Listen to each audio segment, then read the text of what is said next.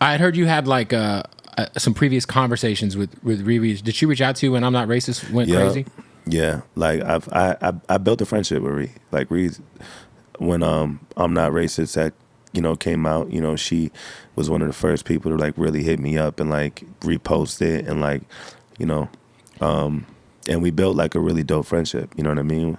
And she's such a she really loves the culture of like real like hip hop and meaningful music. You know what I mean? So when I drop, sometimes she'll just be like, she did it with Devil's Work, like, yo, send me that, Right.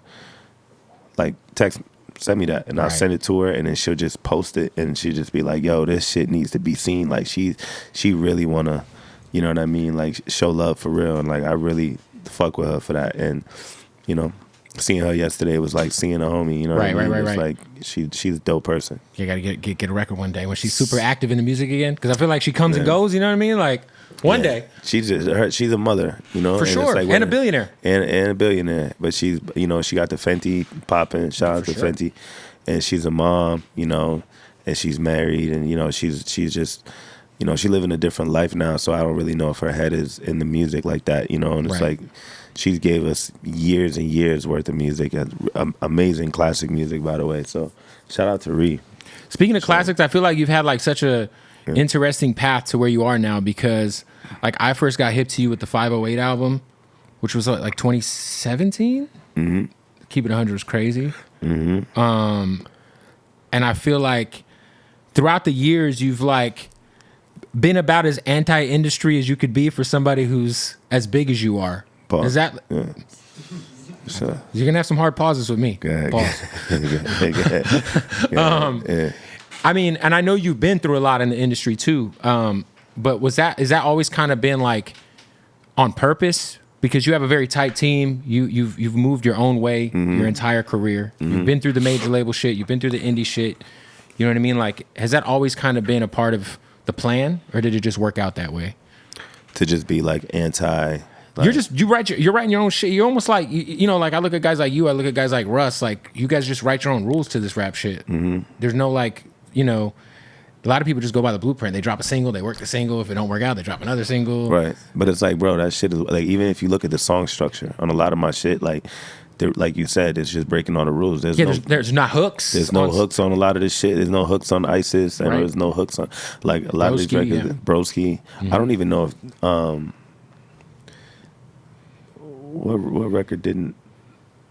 What other big record? Sticks and Stones is hard as Sticks fuck. and Stones didn't have a hook. Shout on out to it. Conway. Broski, no hook. Any of the storytelling records really don't be having hooks, except for like Best For Me that has a hook. I Didn't Go. Yep. Where X didn't really have a hook, so it's like I don't really care about following song structure or like how things go. It's like I just want to do what I want to do, and it feels good to do what I want to do and not be told what to do.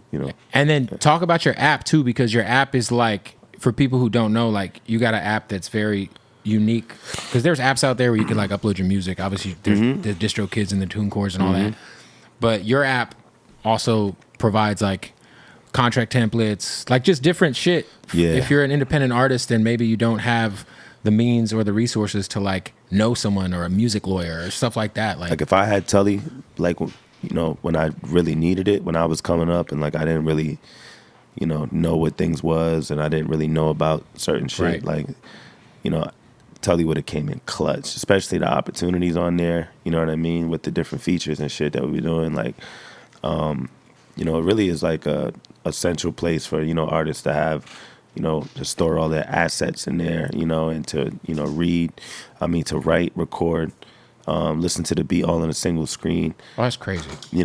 I was doing it off of like 3 different phones. I was listening to a beat off of this phone, and I was writing off of this one, and then recording because I would record like voice notes so I can remember like.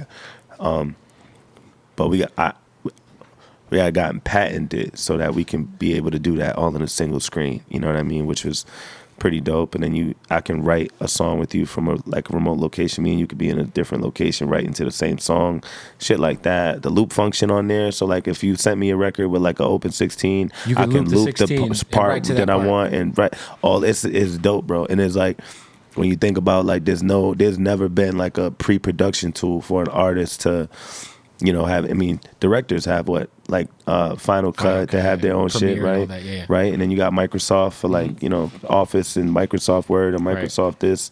The engineers, they have Pro Tools. Producers have Fruity Loops. There's something for everyone except for artists. So I wanted to be the first one to create something that artists can use as a pre-production tool.